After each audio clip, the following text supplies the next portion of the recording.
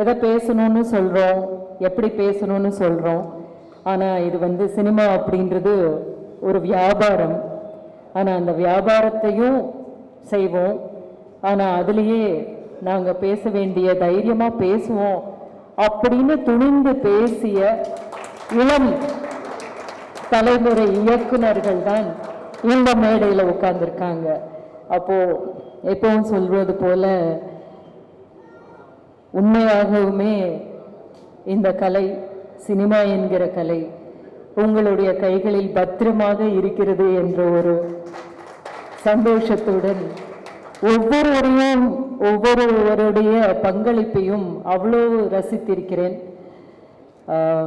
ஒவ்வொரு படத்திலும் அவர்கள் சொல்லியிருக்கிற கருத்துக்கள் அவ்வளவு எளிதாக அந்த கருத்துக்கள் எல்லாம் முன்வைக்க முடியாது. அந்த வலிகளை உணர்ந்தால் தவிர, அந்த வலிகளை உணர்ந்தவர்களின் மனதிலிருந்து வருவதுதான் ரொம்ப ஆனஸ்டான ஒரு படைப்பாக வரும் அப்படின்றது. அப்படி பார்க்கும் பொழுது இங்கே உட்கார்ந்திருக்கும் நிறைய நடிகர்கள் இருக்காங்க, எனக்கு மிக பிடித்த கலைஞர்கள் இருக்காங்க, நான் மிகவும் ரசிக்கின்ற இயக்குனர்கள் இருக்காங்க. உங்களுடைய படைப்புகள் பார்க்கும் பொழுது இவ்வளவு நாள் நாங்கள் பேசிக்கிட்டு இருந்தது வீண் போகலை அப்படின்ற விஷயம் புரியுது. தமுயை காசா உங்களை கௌரவிப்பதில் ரொம்ப மகிழ்ச்சி கொள்கிறது, பெருமைப்பட்டு கொள்கிறது. இதற்கு ஏதேனும் ஒரு விதத்தில் நமது எழுத்தாளர்களுடைய, நமது தோழர்களுடைய வேலைகள் உங்களுக்கு உறுதுணையாக இருந்திருக்கும் அப்படின்றது உங்களுடைய பேச்சுக்களிலிருந்து பல இடத்தில் நீங்கள் பேசியிருக்கிறத வச்சு கேட்கும்போது தெரியுது. அதுதான் தேவையாக இருந்தது. அதுதான் எங்களுடைய பாதைக்கான ஒரு அர்த்தத்தை கற்பிக்கிறது. இன்னும் வீரியத்தோட இந்த பாதைக்கு முன்னுக்கு கொண்டு செல்லக்கூடிய பணிகளை செய்வதற்காக உங்களுடைய படைப்புகள் எங்களுக்கு வந்து மிகப்பெரிய தைரியத்தை கொடுக்குது அப்படின்றத தெரிவிச்சுக்கிறேன். எல்லாருக்கும் வாழ்த்துக்கள். இதில் வந்து வியாபார நோக்குடன் அப்படின்னு சொன்னார். அது வியாபார நோக்குடன் எடுத்ததாக எனக்கு தெரியல. அப்படி எடுத்திருந்தீங்கன்னா நீங்கள் வேற மாதிரி படங்கள் தான் எடுத்திருப்பீங்க.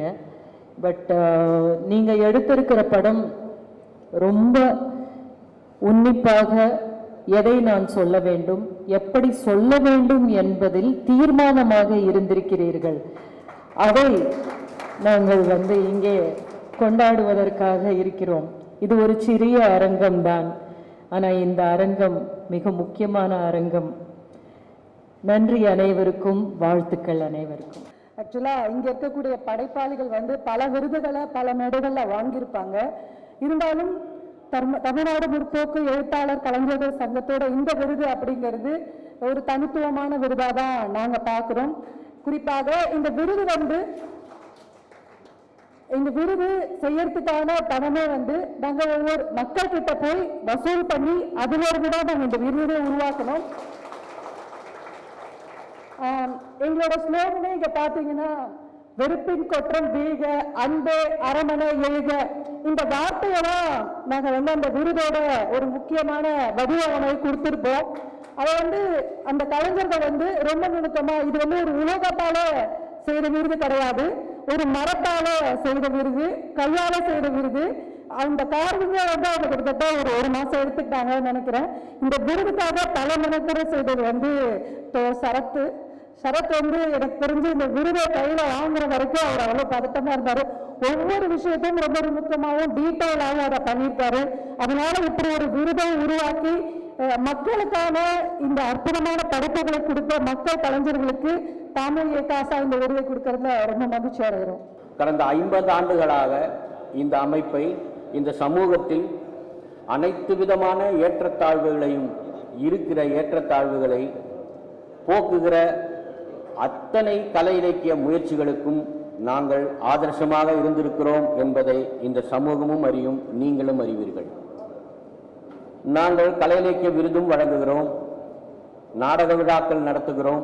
நீங்கள் எல்லோரும் நன்கறிந்த கலை இலக்கிய இரவை பல மாவட்டங்களில் நடத்த இருக்கிறோம். அதை போலவே 80களின் தொடக்கத்திலிருந்து நாங்கள் திரைப்பட விழாக்களை, திரைப்பட விருது விழாவை நடத்தி கொண்டிருக்கிறோம். எனக்கு நன்றாக நினைவிருக்கிறது, சின்னத்தாயி என்கிற ஒரு படத்திற்காக அன்று மாவட்ட பொறுப்பில் இருந்த தோழர் சிகரம் செந்தில்நாதன், பிரளயன் உள்ளிட்ட எல்லோரும் சேர்ந்து வில்லிவாக்கத்திலே, அபிராமி தியேட்டர் அது அருகிலே, வில்லிவாக்கம் இல்லை, இங்கே நம்ம புரஷவாக்கத்தில் அந்த படத்துக்கு ஒரு பாராட்டு விழா நடத்துகிறாங்க. அப்போ நான் மாணவன். இந்த படத்துக்கு ஏன் பாராட்டு விழா நடத்துகிறாங்க அப்படிங்கிறது அப்போது எனக்கு ஒரு பெரிய ஆதர்சமாக இல்லை அல்லது புரியல. ஆனால் இந்த அமைப்பில் தொடர்ந்து செயல்பட்டு வந்த பிறகு நாங்கள் அளிக்கிற இந்த விருதுகள், திரைப்படத்திற்கு அளிக்கிற விருதுகள், அந்த படங்களை தேர்வு செய்யும் விதம், இவற்றை உன்னிப்பாக நான் அருகிலிருந்து கவனித்துக் கொண்டிருக்கிற முறையிலே சின்னத்தாயி என்கிற படம் இந்த சமூகத்தில் ஏற்படுத்திய தாக்கம், இந்த சமூகத்தில் ஏற்படுத்திய உரையாடல் என்பது எங்களை போன்ற அமைப்புகள் முன்னெடுத்து செல்ல வேண்டிய வேலை அல்லது பொறுப்பு என்கிற அளவிலே தான் நாங்கள் இந்த திரைப்பட விருது விழாவை ஆண்டுதோறும் நடத்துகிறோம். நண்பர்களே, 3 ஆண்டுகளுக்கும் சேர்த்து ஏன் நடத்துகிறோம்? நடுவில் கெடுவாய்ப்பாக கொரோனா காலத்தில் நடத்த முடியாமல் போன திரைப்பட விருது வழங்கும் விழாவை 22ஆம் ஆண்டு பெரம்பூரிலே நாங்கள் நடத்தினோம். அதை போலவே பல்வேறு காரணங்களால், இன்னும் சில குறிப்பிட்ட காரணங்களால் இப்பொழுது இந்த 3 ஆண்டுகளுக்கும் சேர்த்து நாங்கள் இங்கே விருது விழாவை நடத்துகிறோம். இப்படியான திரைப்படங்களை தேர்வு செய்து விருது விழாவை நடத்துவது, அதுவும் நாங்கள் குறிப்பாக கடந்த 3 விருது விழாவையும் சென்னையிலேயே எல்லா விருது விழாவையும் நடத்துவது மட்டுமல்ல, திறந்த வெளியிலே, பொது இடத்திலே, மக்கள் மத்தியிலே உரையாட வேண்டும். எங்கள் இயக்கங்கள், நாங்கள் செய்கிற அத்தனை வேலைகளும் இந்த பொது சமூகத்தினுடைய நேரடியாக உரையாட வேண்டும் என்ற நோக்கத்திலே நாங்கள் பொதுவெளியே தான் நடத்தி கொண்டிருந்தோம். ஆனால் கெடுவாய்ப்பாக கடந்த செப்டம்பர் 28ஆம் தேதி இங்கே அருகே இருக்கிற சாலிகிராமம் தசரதபுரம் பேருந்து நிறுத்தத்திலே நடத்துவதாயிருந்த அந்த பொதுவெளியில் நடத்த வேண்டிய அந்த நிகழ்வு கெடுவாய்ப்பாக தள்ளி போனது. இருப்பினும் இன்றும் கூட பொதுவெளியிலே நடத்துவதாக இருந்தது. ஆனால் மழையின் காரணமாக இந்த அரங்கத்திற்குள்ளே நடத்த வேண்டிய நிலைக்கு வந்திருக்கிறோம். தொடர்ந்து நாங்கள் இது போன்ற முற்போக்கு கலை இலக்கிய படைப்புகளை, இலக்கியங்களை, நாடகங்களை எல்லாவற்றையும் மக்களிடையே ஒரு உரையாடலை ஏற்படுத்தும் என்ற நோக்கத்திற்காகத்தான் நாங்கள் இதை நடத்தி கொண்டிருக்கிறோம். அப்படி தொடர்ந்து உரையாடுவதின் விளைவாக எங்கள் முன்னோர்கள் அல்லது எங்கள் முன்னவர்கள் இந்த தாமியே காசா என்கிற இந்த அமைப்பை இவ்வளவு தூரம் கொண்டு வந்து நிறுத்தியிருக்கிறார்கள். இதை நாங்கள் வலுவாக முன்னெடுத்து செல்வோம் என்பதையும் உலகுக்கு உறக்க சொல்ல வேண்டும் என்பதற்காகத்தான், எவ்வளவு சிரமங்கள் இருந்தாலும் சிரமங்களோடு தானே வாழ்க்கை போராட்டம் என்பதை உணர்ந்து கொண்டுள்ள நாங்கள் தொடர்ந்து இந்த விருது விழாவை நடத்துவோம். இங்கே இந்த 3 ஆண்டுகளுக்கும் சேர்ந்து 3 படங்களை தேர்வு செய்திருக்கிறோம். அதை பற்றி இங்கே பேச இருக்கிறார்கள். இந்த திரைப்பட இயக்குநர்களுக்கும், அதை தயாரித்த தயாரிப்பாளர்களுக்கும், அந்த படங்களிலே பணியாற்றிய அத்தனை கலைஞர்களுக்கும். ஏனென்றால் கூட்டு உழைப்பு என்பது மிகப்பெரிய ஒரு சமூக மாற்றத்தை உருவாக்கும். கூட்டு உழைப்பு எல்லாமே ஒரு அரசியல் செயல்பாடுதான். அந்த வகையிலே இந்த படங்களை நாங்கள் தேர்வு செய்து விருது வழங்குகிறோம் என்று கூறி என்னுடைய தலைமை உரை முடிக்கிறேன். தோழர்களே, நன்றி, வணக்கம். திரைப்பட விருது விழாவுக்காக பல பேரை சந்தித்த பொழுது, நீங்க இந்த படத்தை செலக்ட் பண்ணீங்க, நீங்க இந்த படத்தை செலக்ட் பண்ணல அப்படின்லாம் கேட்டாங்க. தாமியே காசாவை பொறுத்த மட்டிலும் அதை நாங்கள் மெயினாக பார்ப்பது கதைக்கரு, அந்த கதைக்களம். ஏன்னா இது யாரை பற்றிய படம்? இந்த திரைப்படங்கள் ஏன்னா இப்போ திரைப்படங்கள் மக்களோட வாழ்க்கையில் ஒரு அங்கமாக மாறிடுச்சு. அதுவும் தமிழர் வர்க்கத்துக்கும் உள்ள தெரியும், நம்மளால் பிரிக்கவே முடியாத விஷயமாக திரைப்படம் இருக்கு. அப்படி இருக்கும்போது அதை ஒரு மிக வலிமையான ஊடகமாக இருக்கிற திரைப்படங்களை எடுக்கின்ற தயாரிப்பாளர்களுக்கும் இயக்குநர்களுக்கும் அந்த திரைக்குழுவுக்கும் மிகப்பெரிய பொறுப்பு இருக்கு, சமூக பொறுப்பு இருக்கு. எப்படிப்பட்ட படங்களை நாம் தயாரிக்க வேண்டும் என்று மிகப்பெரிய சவால்களெல்லாம் அவர்களுக்கு இருக்கின்றன. இருந்தாலும் இந்த சமூகத்தின் மீது அக்கறை கொண்டு நல்ல படங்களை தயாரிக்க வேண்டிய ஒரு கடமையும் பொறுப்புணர்வும் இருக்கு. எனவே நாங்கள் அந்த எந்த கதை கருவாக இருக்கிறது, இது யாரை பற்றி பேசியிருக்கு, இதுவரைக்கும் ஏற்கனவே இதே மாதிரி படங்கள் வந்திருக்கின்றனவா அப்படி இதே ஏற்கனவே வந்த ஒரு கதைக்களமாக இருந்தால் அதை எப்படி வித்தியாசமாக இவர்கள் காட்டுகிறார்கள் என்றெல்லாம் நாங்கள் பார்த்துட்டு அதன் பிறகு அதை எப்படி வழங்கி இருக்கிறார்கள். ஏனென்றால் ஒரு திரைப்படத்தை அப்படியே ராவா எந்த படைப்பா இருந்தாலும் உண்மையை அப்படியே நமக்கு சொன்னோம்னா நம்ம ரசிக்க முடியாது. அதில் ஒரு அழகியல் சேர்த்து மிக அழகான படமாக கொடுத்திருக்கிறார்களா என்று பார்த்து, ஏன்னா அப்படியே கொடுக்க முடியவில்லை என்றாலும் யதார்த்தத்தோட உண்மைக்கு மிக நெருக்கமாக யார் படம் எடுத்திருக்கிறார்களோ அப்படிப்பட்டவர்களுக்கு பாராட்டு விழா நடத்துவதும் அவர்களை ஊக்குவிக்கும் விதமாக கடந்த பல ஆண்டுகளாக தாமியேகாசா விருதுகளை வழங்கி கொண்டிருக்கிறது. அந்த வகையில் 2022ஆம் ஆண்டுக்காக 3 படங்களை நாங்கள் தேர்வு செய்தோம். ஒன்று விட்னஸ், அடுத்தது கடைசி விவசாயி, மற்றொன்று தானாக்காரன். நான் முதலே சொன்ன மாதிரி விட்னஸ் திரைப்படத்துக்கு அவர்கள் எடுத்துக்கொண்ட கதைக்களம் ஒரு ஒரு மலக்குழியிலே விழுந்து ஒரு மரணம் நிகழ்ந்து விடுகிறது. அப்பொழுது அந்த நிகழ்த்தியவர்கள் இல்ல காரணமாக இருந்தவர்கள் மீது ஒரு அறச்சீற்றத்துடன் ஒரு தாய் போராடுகிறார். இது ஒரு புது களம். அதோடு ஒரு சாதாரண ஒரு துப்புரவு தொழிலாளி, அவரால் அவ்வளோ பெரிய போராட்டம் நடத்த முடியுமா என்கின்ற பொழுது அவரோடு இணைந்து பல இயக்கங்கள் அமைப்புகள் சேர்ந்து போராடுகிறார்கள் என்று இந்த கதைக்களம் இருந்ததுனால அந்த திரைப்படத்தை நாங்கள் செலக்ட் பண்ணோம். அதே மாதிரிதான் கடைசி விவசாயி. இதன் கதைக்களம் உங்களுக்கெல்லாம் தெரியும். ஒரு கிராமத்துக்கு போய் அங்கே இருக்கிற ஒரு குலதெய்வத்தை கும்பிடும் பொழுது அவர்களுக்கு ஏற்படுகின்ற ஒரு நெருக்கடி. விவசாயம் என்பது கிட்டத்தட்ட அழிந்து கொண்டே இருக்கிறது. கடைசியாக ஒரு விவசாயி தான் இருக்கிறார். அவருக்கும் பல சிக்கல்களுடன் சவால்களுடன் அவர் அந்த ஒரு மரக்கா நெல்லை தயாரிப்பதற்காக விவசாயம் செய்கிறார். ஆனால் அவருக்கு ஏற்படுகின்ற நெருக்கடி. அவர் ஒரு மிக மிக யதார்த்தமான மனிதன். அவருக்கு இந்த சிக்கல்கள்லாம் வரும் பொழுது அவர் போலீஸ் ஸ்டேஷன் போறாரு, கோர்ட்டுக்கு போறாரு, அங்கே போறதுக்கு நடந்துக்கிறார்.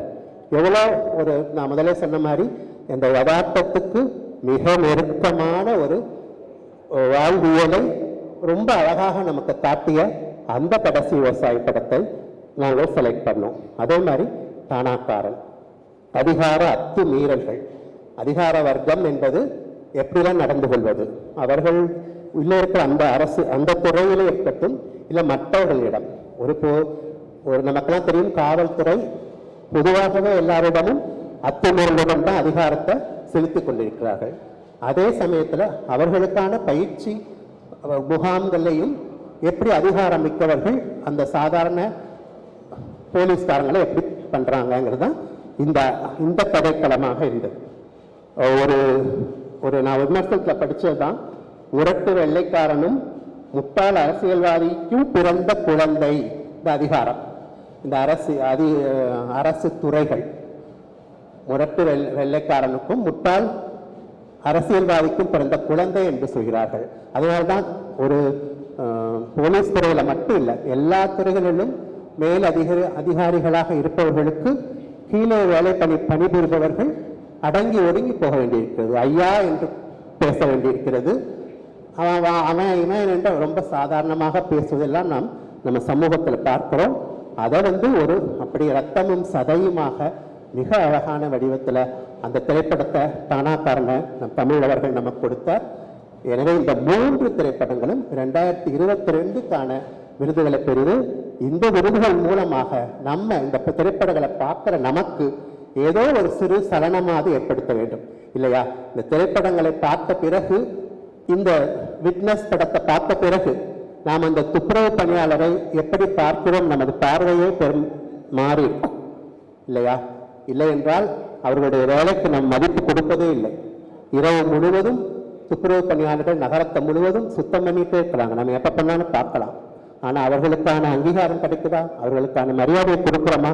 ஆனா ஒரு கலை படைப்பானது நமக்குள்ள ஒரு சலனத்தை ஏற்படுத்தி நமக்குள்ள ஒரு மேன்மையான குணத்தை உண்டு பண்றது. அதுதான் இந்த கலை படைப்புகளின் வேலையாக இருக்க வேண்டும். அப்படிப்பட்ட படங்களுக்குத்தான் தமிழ்நாடு முற்போக்கு எழுத்தாளர் கலைஞர் சங்கம் ஒவ்வொரு ஆண்டும் விருது கொடுத்து கொண்டிருக்கிறோம் என்று மகிழ்ச்சியுடன் கூறிக்கொண்டு நான் விடைபெறுகிறேன். நன்றி, வணக்கம். இப்போ 2023 வெளியாகி எல்லாருமே ரொம்ப நல்லா திரும்பவும் பார்த்தாச்சு. அதை பற்றி இங்கே பெருசாக வியாக்கணம் பேசுறதுக்கு ஒன்றும் இல்லை. இருந்தாலும் இங்கே பார்வையாளருக்கு ஒரு நினைவு கூறும் வகையில் தான் 2023 கூழாங்கல் நயன்தாரா விக்னேஷ் சிவன் தயாரிப்பு, PS வினோத் ராஜ் இயக்கிய, யுவன் சங்கராஜா இசையில், ஜெயா பார்த்திபன், விக்னேஷ் குமுளை 2 பேரும் கேமரா பண்ணியிருக்காங்க. சிவா வந்து கணேஷ் சிவா வந்து எடிட்டிங். இந்த படத்தோட டைரக்டர் வந்து கவிஞர், 2-3 கவிதை புத்தகங்கள், மிக நுட்பமாக எழுதக்கூடிய சிறுகதையாளர். அதே மாதிரி கேமராமேன் பார்த்தீங்கன்னா விக்னேஷ் குமுளை வந்து ஒரு நாடக கலைஞர். இப்படி கலைஞர்கள் கூடி எடுத்த ஒரு முக்கியமான படம். ஆமாம், படத்தின் நாயகன் சொன்னல, அது இயக்குனரில் படத்தின் நாயகன் கருத்தடையான், அவர் தான் கவிஞர்னு சொன்னேன்.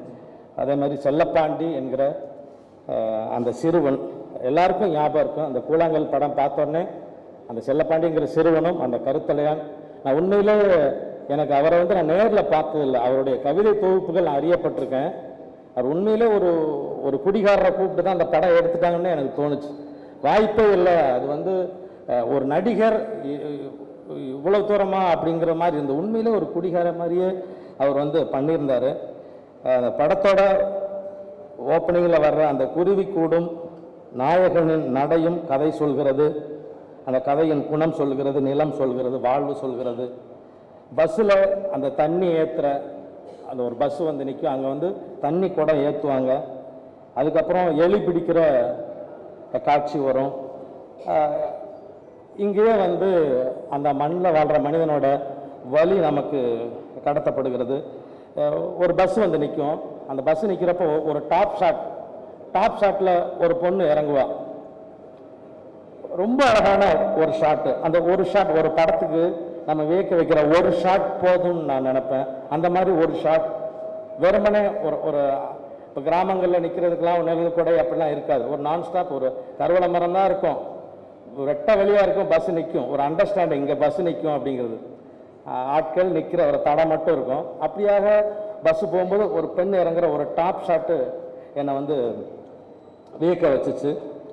கல்யாணத்துக்கு முன்னாடி எப்படி தாட்டியமாக இருந்த பொம்பளை, கல்யாணத்துக்கு முன்னாடி எப்படி தாட்டியமாக இருந்த பொம்பளை இப்போ பாரு ஒடிச்சு அடுப்பில் வைக்கிறது மாதிரி இருக்கா என்கிற ஒரு வசனம் போதுமானதாக இருந்தது நாயகியோட வாழ்வை சொல்ல. மகனை அனுப்பி வச்சான், அம்மா இருக்காளா என்னான்னு போய் கூப்பிட்டு வாடான்னு சொல்லி அந்த ஊருக்கு அவுட்டரில் மகனை அனுப்பி வச்சான். இந்த கருத்தடையன் கேரக்டர் அனுப்பி வச்சான். அவன் போயிட்டு லேட் ஆயிடுச்சு. திரும்ப காண்டில் இருக்கிற சரக்கை குடித்தான் பாருங்க. இன்னும் வரலன்னு இருக்கிற சரக்கை அந்த குடிக்கிறது மாதிரி அந்த குடிச்சு இப்படி வச்சுட்டு அப்புறம் ஒரு வேகமான ஒரு நடை இருக்கும். சத்தியமாக சொல்கிறேன், சிவாஜி பண்ணியிருக்க முடியாது, விக்ரம் பண்ணியிருக்க முடியாது, கமல் பண்ணியிருக்க முடியாது. அந்த கடைசி சரக்கை அப்படி குடிச்சிட்டு அந்த காண்டு ஏற்றிட்டு சரக்கடிக்கிறது பண்ணுறதே பெரிய இதாக இருக்கும். அதை காண்டு வேற போனவன் நான் வரல திட்டுறான், மனசுக்குள்ளே திட்டிட்டு குடிச்சிட்டு அப்படி வச்சுட்டு வேகமாக நடையை கட்டுறான் பாருங்க. அந்த படம் பூரா நடையை ரசிக்கலாம். அப்படி ஒரு நடை அப்படி இருக்கும். அதுக்கப்புறம் அங்கே நமக்கு நிறையா இருக்கும். உள்ளே போய் அந்த வீட்டில் சண்டை, அவ்வளோ யதார்த்தம், அவ்வளோ ஒரு முரட்டு மனுஷன். அவன் பின்னாடி அது என்ன அன்புன்றே தெரியாது. ஏதோ ஒரு பத்திரிக்கையில் தவறாக எழுதியிருப்பாங்க, இது மகனுக்கும் அப்பனுக்குமான ஒரு கதைங்கிற மாதிரி. அதெல்லாம் கிடையாது, அது தவறாக எழுதியிருப்பாங்க. அந்த அப்பாவுக்கு அந்த மகனுக்குமான ஒரு அன்பு இருக்கும். அது ஒரு எழுதப்படாத சொல்லப்படாத அன்பு. அதை ஃபாலோ பண்ணுவான். சின்ன சின்ன காட்சி, இந்த படம் வந்து சின்ன சின்ன ஷாட்டுகளால் நிறைந்திருக்கும்.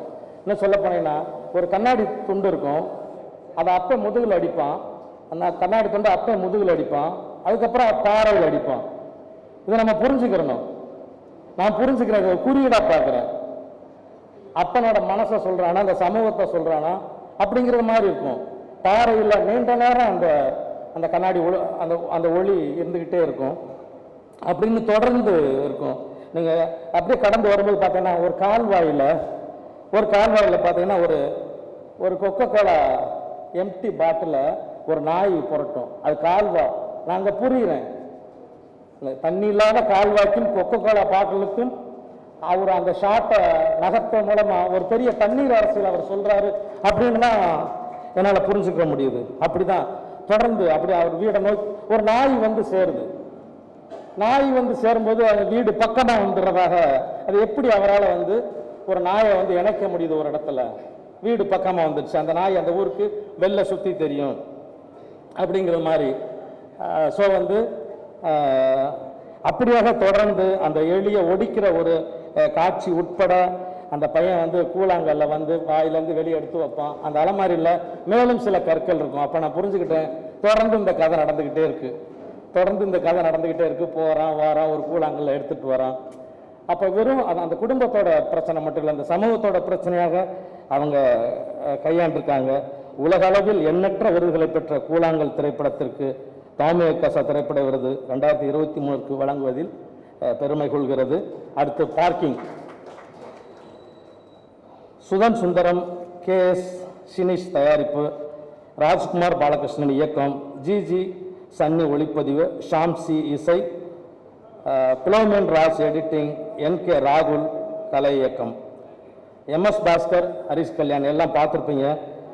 நடுத்தர குடும்பங்களின் வாழ்வின் ஓட்டம், இருவரும் மாற்றி மாற்றி வேகமாக வண்டியை ஓட்டி கொண்டு வந்து நிறுத்துவதும், வண்டியை நிறுத்திவிட்டு அதுக்கப்புறம் வாடகை காரில் போவதும், இப்படியாக கௌரவத்திற்காக மனிதன் எந்த எல்லைக்கும் போவான் என்பதை படம் சொல்கிறது. இது விழாவாரியாக பேசுவதற்கு நேர குறைவு, எனக்கு மிரட்டல்லாம் இருக்குது, உங்களுக்கு தெரியாது.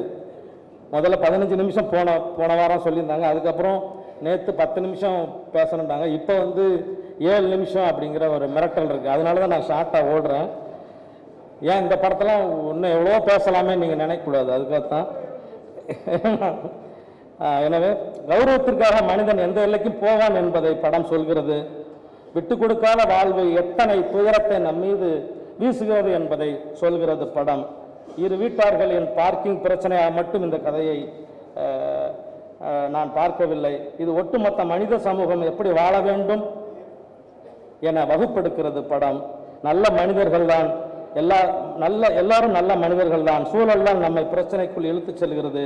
இங்கேதான் விட்டு கொடுத்தலும் அன்பும் மனிதனுக்கு தேவைப்படுகிறது என்பதை ஆர்ப்பாட்டம் இல்லாமல் சொல்லியிருக்கிறார் இயக்குனர். 3 தேசிய விருதுகளையும் இன்ன பிற விருதுகளையும் பெற்றுள்ள இந்த பார்க்கிங் திரைப்படத்திற்கு டாம்பு ஏகாசா விருது வழங்குவதில் பெருமைப்படுகிறது. அடுத்து கழுவேத்தி மூர்க்கன். எஸ் அம்பேத்குமார் தயாரிப்பு, சை கௌதமராஜ் இயக்கம், ஸ்ரீதர் ஒளிப்பதிவு, இமான் இசை, நாகூரான் ராமச்சந்திரன் எடிட்டிங், அருள்நிதி நடிப்பில் இந்த படம் வந்திருக்கிறது. சாதி நமக்கு சாமி மாதிரின்னு ஒரு வசனம் வரும். இன்னொரு இடத்துல ரொம்ப நாளாக மீசிய வளத்துக்கு தெரிகிறோம், அவ்வளோ சீக்கிரம் இறக்கி விட்டுற முடியாது. என வசனங்கள் வரும்போது சாதி சுமப்போரின் நம்பிக்கை நமக்கு வெளிச்சமாகிறது. ஒரு இடத்துல அம்மா சொல்லுவா, மகனை இழந்த அந்த அம்மா சொல்லுவா, ஊரெல்லாம் சந்தேகப்பட்டிருக்கோம் யாரு ஹீரோவை. அப்போ அவன் வந்து ஒரு இடத்துல சொல்லுவான், அம்மா அப்படின்னு சொல்லுவான், அவனே சொன்னாலும் நீயே சொன்னாலும் நம்ப மாட்டான்னு சொல்றது வேற. என் மகன் செத்தவனே சொன்னாலும் நம்பியிருக்க மாட்டேன், நீ கொன்னூர் பண்ணு. அப்படி இருக்கும் அந்த அன்பில் சாதி உப்புக்கல்லாய் கரைந்து போகத்தான் செய்கிறது. இது போன்ற படங்கள்லாம் பஞ்ச் டைலாக் பயங்கரமாக வரும். ஆனால் இந்த படத்தில் பிரச்சார நடி இல்லாத நுட்பமான வசனங்களை பார்க்க முடிகிறது. ஆமாம், அதே மாதிரி அந்த பூமியோட சாவுக்கு பெண் வட்டாட்சியர் வந்து மாலை போட்டதும் தப்படித்ததும் கண்ணீர் ததும்பிய காட்சி. வேலராமமூர்த்தி கதைகளில் படித்த பெருநாளி கருவக்காடு ஸ்ரீதர் ஒளிப்பதிவில் நம்மை பெருநாளிக்கு அழைத்து செல்கிறது. சாதியை தகர்க்க தாழ்த்தப்பட்டவர்கள் போராட்டம் மட்டுமே போதாது, ஆதிக்க சாதியினரின் மனச்சாட்சியும் பேச வேண்டும் என உறக்க சொன்ன கழுவேத்தி மூக்கன் திரைப்படத்திற்கு டாமி ஏகாசா சிறந்த படமாக விருதளிப்பதில் பெருமை கொள்கிறது. அத்தனை விருதாளருக்கும், நான் பேசிய படத்தின் விருதாளருக்கும் எல்லோருக்கும் நன்றி, வாழ்த்துக்கள். பொதுவாக இந்த படங்களுக்கு வந்து நம்ம ஏன் விருது கொடுக்குறோம் அப்படிங்கிற ஒரு மையப்புள்ளி எங்க அப்படின்னு கேட்டீங்கன்னா, கலை இலக்கியம் யாவும் மக்களுக்கு என்கிற ஒரு பெரும் முழக்கத்தோடு துவங்கிய அமைப்பு தமிழ்நாடு முற்போக்கு எழுத்தாளர் கலைஞர் சங்கம்.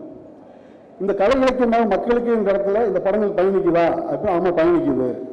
எப்படி பயணிக்குது அப்படின்னு கேட்டீங்கன்னா, இந்த 50 ஆண்டு காலமாக ஒவ்வொரு 3 ஆண்டுக்கு ஒரு முறையும் நாங்கள் எங்களுடைய முழக்கத்தை வந்து மேம்படுத்திக்கிட்டே வருவோம். அந்த சமகாலத்தில் இருக்கிற அரசியல் சூழல், சமூக சூழலை ஒட்டி அந்த மாதிரி வருகிற பொழுது இந்த ஆண்டு இந்த 3 ஆண்டு நாங்கள் வச்சிருக்கக்கூடிய முழக்கம் என்னன்னு கேட்டீங்கன்னா, வெறுப்பின் குற்றம் வீழ்க, அன்பு அரமனை எழுக. இது எங்களுடைய முழக்கமாக இருக்கிறது. அப்போ இந்த முழக்கத்துக்கு இந்த படங்களுக்கு என்ன சம்பந்தம் அப்படின்னு கேட்டீங்கன்னா, முன்னாடிலாம் வந்து ஒரு விருது படம் அப்படின்னா பயங்கரமாக போர் அடிக்கும், அது ரொம்ப ஸ்லோவாக போகும். அப்படிங்கிற சூழலை தாண்டி இன்னைக்கு விருதுக்குரிய படங்கள் ரொம்ப அருமையாக கொண்டாடக்கூடிய இடங்கள்ல கையெழுத்து கொண்டாடக்கூடிய இடங்கள் இருக்கு அப்படிங்கிறத அருமையான விஷயம். அப்போ இன்னைக்கு இளைய சமூகம் என்ன பண்ணுன்னு கேட்டீங்கன்னா, ஒரு இடத்துல இருந்து இன்னொரு இடத்துக்கு தமிழ் திரையுலகை நகட்டி கொண்டு வந்திருக்கு அப்படிங்கிறத பார்க்குறோம். அதற்காக உங்களுக்கு திரும்ப ஒரு முறை பாராட்டுறோம் மேல இருக்கிற எல்லாருமே உங்கள் சார்பாக.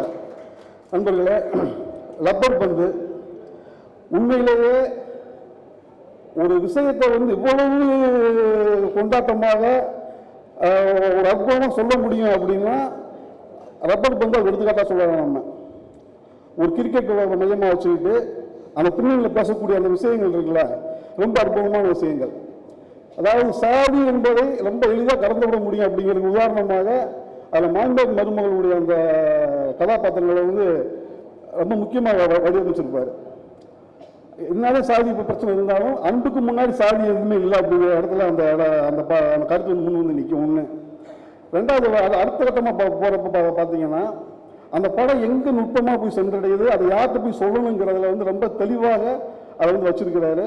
ஏன்னா நம்ம தோழர்கள் சொன்ன மாதிரி ஒரு கமர்ஷியலான விஜயகாந்தை ஒரு கருத்து சொல்லக்கூடிய இடத்துல எப்படி வந்து நிப்பாட்ட முடியுங்கிற அந்த தேர்வு இருக்குல்ல, அது ரொம்ப நுட்பமான விஷயம்.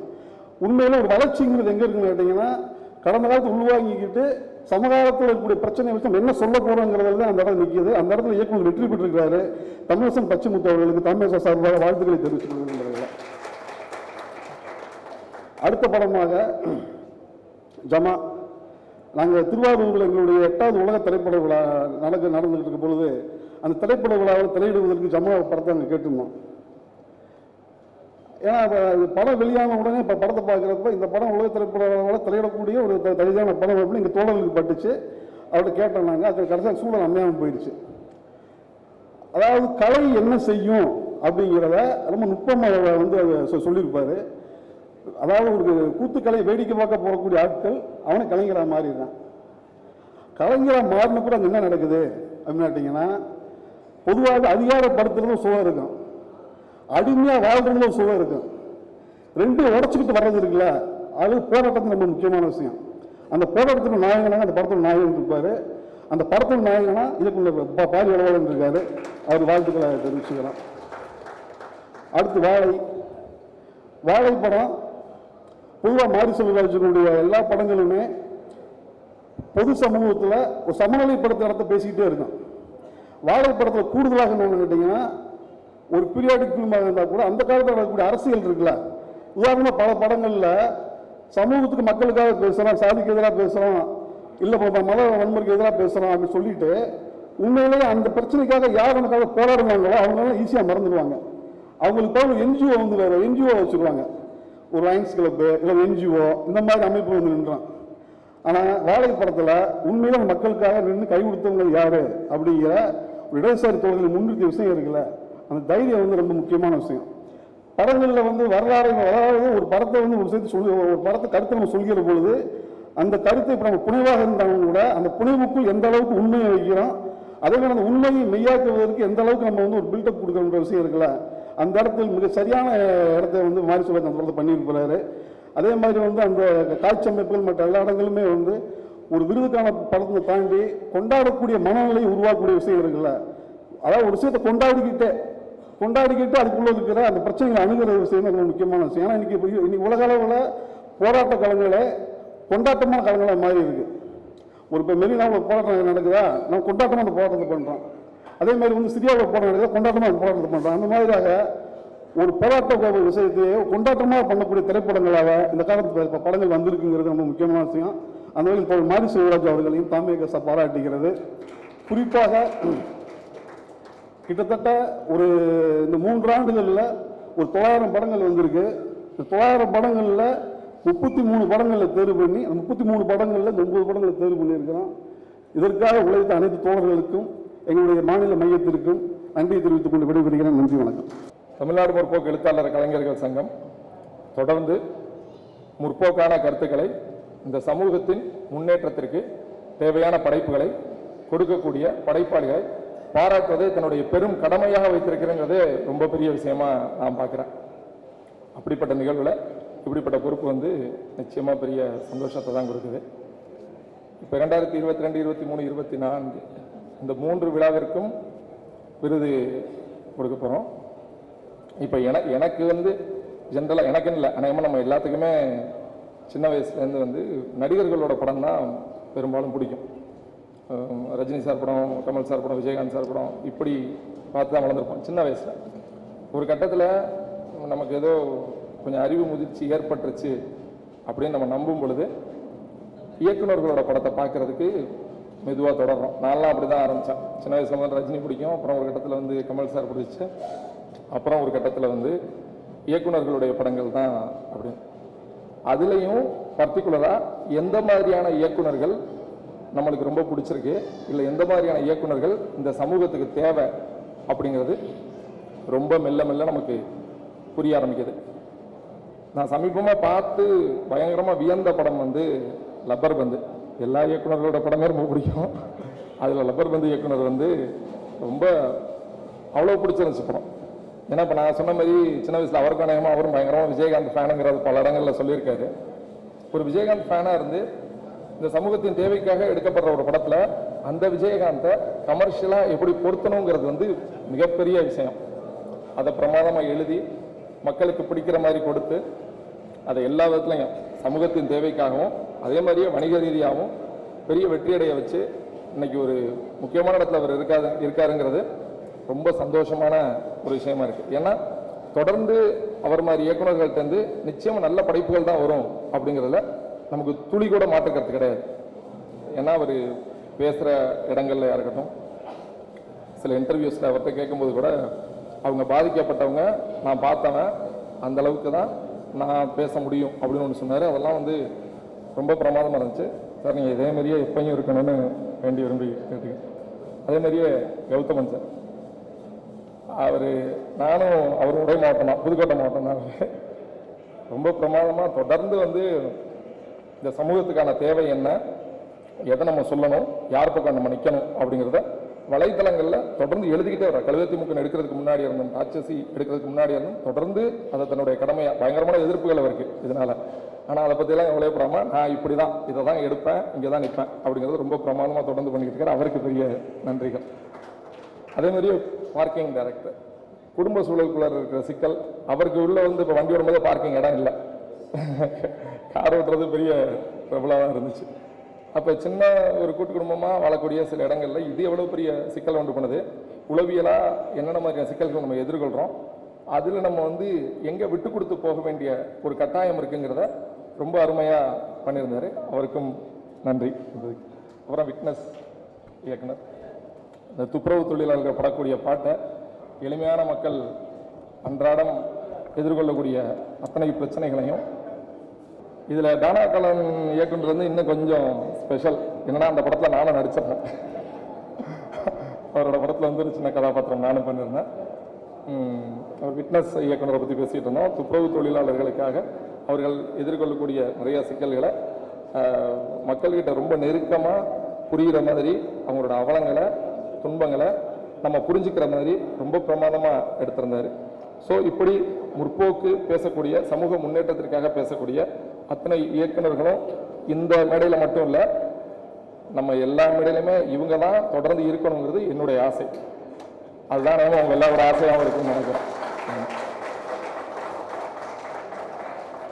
ஸோ இப்படிப்பட்ட விழாவிற்கு வந்திருக்கும் அவர்களையும், இந்த விழாவிற்கு சிறப்பிக்க வந்திருக்கும் ரசிகர்கள் மற்றும் திரைத்துறை கலைஞர்கள் மற்றும் பத்திரிகை நண்பர்கள் உங்கள் எல்லாத்தையும் வருக வருக என்று விழாக்குழு சார்பாக வரவேற்கிறேன். நன்றி.